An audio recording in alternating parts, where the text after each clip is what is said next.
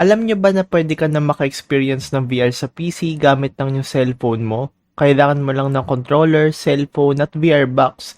No need sa sobrang mamahaling devices. Sa video natin ngayon, ipapakita ko kung paano i-setup to. We will use two apps para gawin to. First is yung ALVR para sa PC and yung Phone VR sa phone. Ililink ko yung GitHub page nila sa description para diretsyon nyo na siyang ma-download. First, i-download at i-extract nyo muna yung downloaded file nyo galing GitHub ng ALVR sa PC. Make sure na i-extract nyo yung file sa gusto nyong location. Open ALVR Launcher, add version, install, tapos click launch. Tapos, standard installation procedures lang. Just click next. Itong sa microphone, di ko naman siya gagamitin kaya in-skip ko na lang.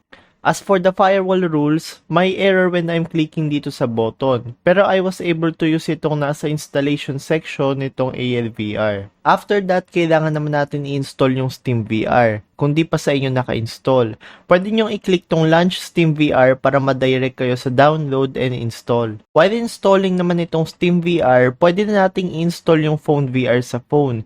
Just go to GitHub page at install itong APK na to. After nun, just click itong Use ALVR at may lalabas na IP address sa phone nyo. You can enter that or pwede naman mag-auto-detect. Yung sa akin, nag-auto-detect kaya yun na lang din yung pinili ko. In my case, just click the trust button sa ALVR sa PC and you will be automatically connected. Sa ALVR nyo din, pumunta kayo sa settings, headset at i-off nyo yung controllers para ma-detect yung gamit nyo na controller as normal na controller at hindi yung track controllers. After that, just click launch SteamVR at after nun, mapupunta na kayo sa home nyo. As you can see, pwede tayong tumingin kung saan man natin gusto. To move, hold the right trigger at tumingin kung saan nyo gustong pumunta. You can also recenter by clicking this button sa baba and look kung saan na direction na gusto nyo. Hold the menu button para magpakita yung Steam overlay. Dito, pwede nyo i-open yung VR games or apps na gusto nyo. Browse Steam at marami pang iba. I tried 2 VR games which is itong Polyrunner VR at Assetto Corsa. As you can see, gumagana yung VR setup na to pagdating sa mga VR games. For Polyrunner VR, simple game lang siya na mag-avoid ng obstacle but still a pretty enjoyable experience kung played via VR. Kasi, of course, new way to play a game. For Assetto Corsa, playable naman at nakakapaglaro din ako. Medyo different lang siya kasi to control parts of the game, kailangan pa din ng mouse. Minsan nga lang nakaka-experience ako ng pag-jitter sa image. Bukod sa games, meron ding apps na pwede nyo magamit gaya ng Desktop Plus para sa cool desktop experience at Gizmo VR para sa VR videos.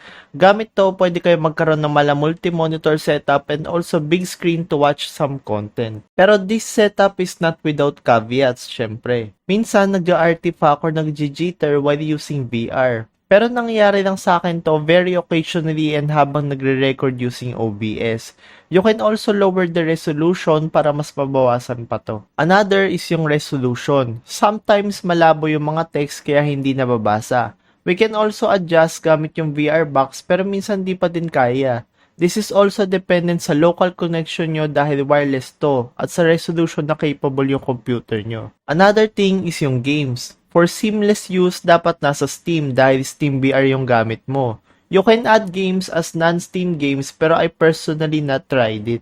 And of course, kagaya ng ibang VR setups, kailangan mo ng computer na kaya mag-run ng VR games. Pero for the price of just a VR box, dahil yun lang naman kailangan bilhin, you can experience VR cheaper compared sa full devices. Would I recommend this setup? Kung gusto mo talaga maka-experience ng VR and meron ka mga games na nagsusupport or may mga mods for VR, I can recommend this dahil VR box and controller lang kailangan na meron ka. If you're wondering kung saan ko nabili itong VR box, meron dyan link sa description kung saan ko siya nabili. Of course, there will be a full review after ko siya magamit ng mas matagal, pero all I can say upon using this is usable siya when it comes to VR. So yun lang guys, don't forget to like, comment, and subscribe. See you again next time.